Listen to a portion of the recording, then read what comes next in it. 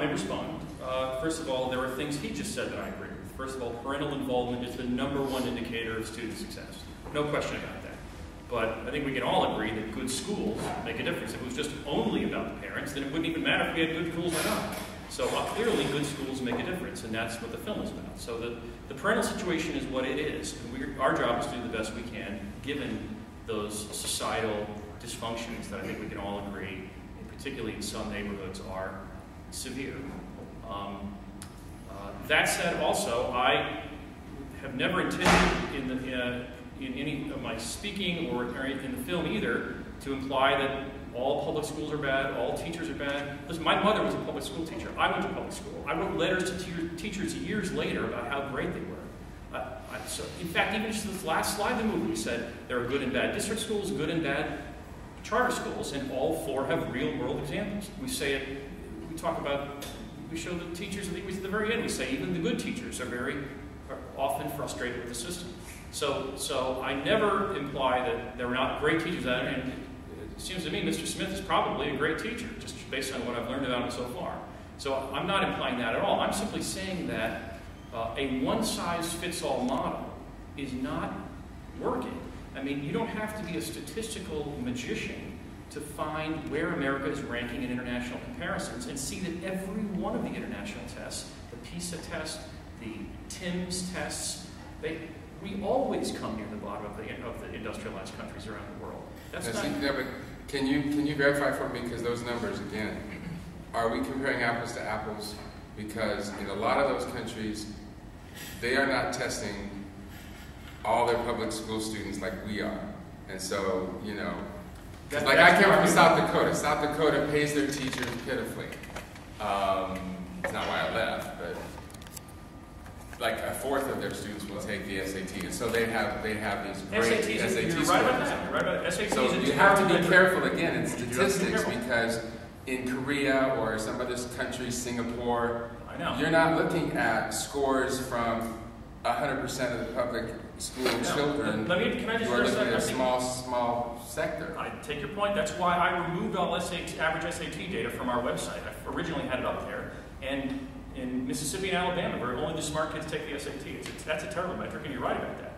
But you can get to something as simple and undeniable as high school graduation rates. You can see 30% of American kids are not finishing high school today. You can see Indianapolis, a 50% dropout rate on that screen. That's do they finish high school? How much more clear can it be? I mean, and just anecdotally, I walked into schools that were really great and would make you cry, like the North Star Academy there in the film, and other ones like it, that you could just sense a well-run school when you're standing there. You can sense an out-of-control school when you're standing there too. I think it's common sense. We probably all understand what that means.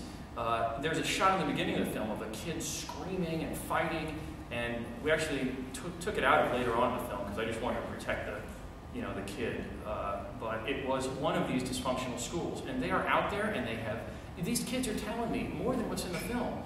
Bloods and Crips and gangs and drugs and knives and guns in the lockers every day. They're scared to death in some of these worst urban schools. And the idea that we should just give the establishment more money, just the same bureaucracy, shovel more money to the same people, is preposterous. We've tried it for years. Washington, D.C., it's over $25,000 per student being spent there. Same in places like Newark now.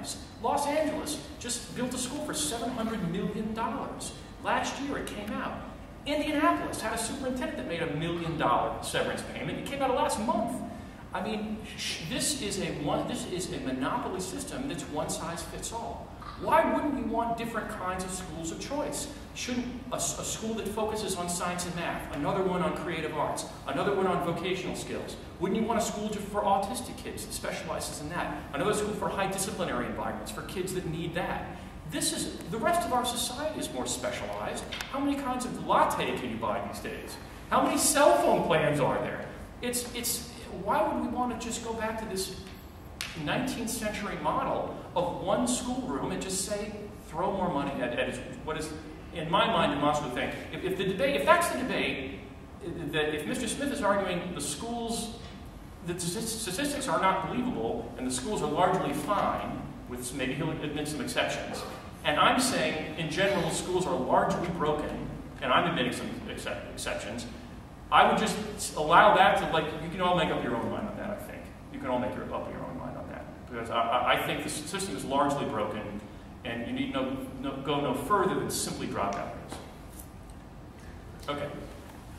Are the numbers that you use for the per student funding, yes, do they include funds for disabled, or is that all special ed? Well, that or just like 504 program kids and kids that have mild learning disabilities or whatever that. Yeah, the fact is our spending per student data that was shown when we actually went to websites and showed the actual website, those were very conservative numbers. That's what the previous administration admitted was being spent.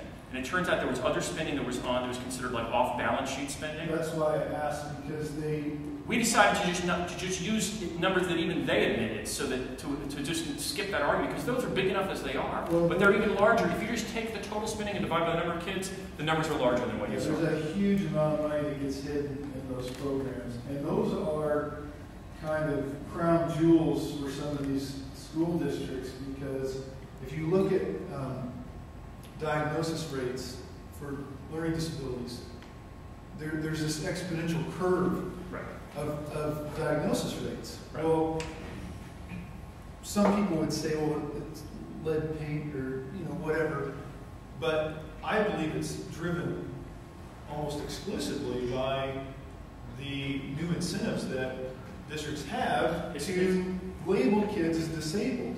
And I fought a school district over this just recently. I think we may not all agree, both things can be true. It can be true that if schools get more money by classifying more kids as special needs, some inappropriate overclassifications might take place because they're just incented to do that. While it can also be true that kids who are profoundly disabled genuinely need more money spent on their education, that they are, some of them need, some of those cases are, many of them are obviously legitimate, and I don't want to deny the spending for those kids that need that either. So I think both can be true. Go ahead. You were talking about the vouchers and instead of like competition between schools. How do you know that the government just won't appropriate more money per voucher if like the unions ask for it? And second part of that question: if vouchers are good, do you think they would be better administered at like a county level or state level, or also even national level? Well, I'll take the second question first. A lot of states that have enacted voucher legislation have both local and statewide vouchers. And they have, so there are examples in Florida where there are statewide vouchers. And there are examples in places like Cleveland and Milwaukee where there are city vouchers, basically. And so both models have been pursued, is the answer to the question. There's no reason it has to be one or the other. Have you seen one that's more successful? There are many other factors besides which political body issues the voucher that determines its success. Things like the amount of the voucher. Things like, does the school that lose the kid, do they still get paid for the kid who's not going there? Almost all voucher programs pay way less for the kid that go into private school than they're currently paying for the kids that are in the district school. It's something like, in Milwaukee, for example, now, it's between whose numbers you believe, it's either a half to a third of what's spent in the Milwaukee schools, the voucher amount, it's between $6,000 and $7,000, the voucher amount. And they're spending kind of on the books $13,000 per kid in Milwaukee. And then there are those who claim other expenses that not on the books, like he was talking about, actually make more like $18,000 in Milwaukee. But anyway, so there are many other factors that determine the success of the voucher program, I think, besides the issuing political body. Go ahead. Well, in my unprofessional opinion, I agree. Choices are what makes this country great, and that's what drives competition. So I would agree with some of those options, especially when we're paying for it as taxpayers. But I had a question for Mr. Smith. I was wondering how would you say that teachers are held accountable, if you are, or people in the school faculty? How would you say you were held accountable when you were, or other teachers were held accountable, or were they held accountable? And kind of follow up with that, I know you guys have varying opinions, but would you be in favor of eliminating tenure, or some of these other? We don't have tenure. It's not like a college situation after I signed my 6th contract 30 years ago, I had more protections. I had the ability to be more secure in my job. And that was one of the things that attracted people to teaching, because it didn't pay a lot, but you had more job security. And so when there was an economic downturn, everybody else is losing their jobs and people can be fired, here, there, anywhere. At least in your teaching job, where you may not have been making the kind of salary that you would have in the private sector, there was that protection. Now, I don't have tenure. I have what's called permanent status. We have non-permanent, semi-permanent, which is kind of like partially pregnant, I guess, I don't know. And then permanent status. And all that means is that I have additional protections and courtesies that are applied to me if they want to think about, not renewing my contract. They have to let me know by a certain date before they have to let somebody else know, and I have, there are protections. And I mean, I've gone to school, I've got master's degrees and bachelor's degrees, and I have it's a property right to my teaching certificate, to my teaching license. And again, I feel like as a professional, I have an equal place at the table. And the idea about merit pay, this isn't an insurance company. We're not selling Yugos and cars. That whole thing was specious, because children are not products, and I don't control the quality of that door handle. I take whoever comes to my classroom. Lady Liberty's message is lived every day in my public school classroom. Whatever has happened, I can't control that quality. Like a grocery store can control the quality of their kumquats or something. I take whatever kids come in and I try to do with them what I can. So to say that, okay, you're going to pay me on my merit, how is that going to be determined? It's not like I have upped my insurance, the people buying insurance from me, or I've sold more automobiles, and I can control that process. A teacher can be, and I used to be naive enough to think that these were unintended consequences, or that people didn't do these things for the wrong reasons. I could be given the challenge classes, and all the best students, I teach them now. I have academic classes.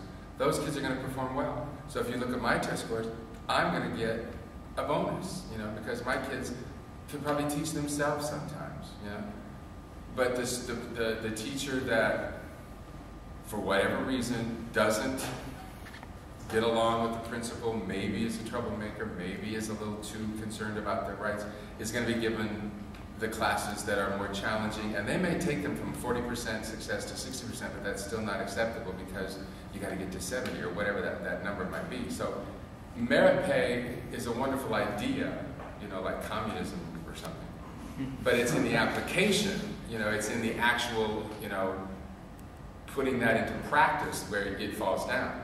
How do you determine what my merit is? Based on how my students perform, what students have you given me, how many hours of the day have I been with those students? So I'm a person that likes collaboration. I don't want to compete with my colleagues. If I have a good idea, I want to share it with my fellow teachers, and we raise all boats. I don't want to be in competition with my colleagues.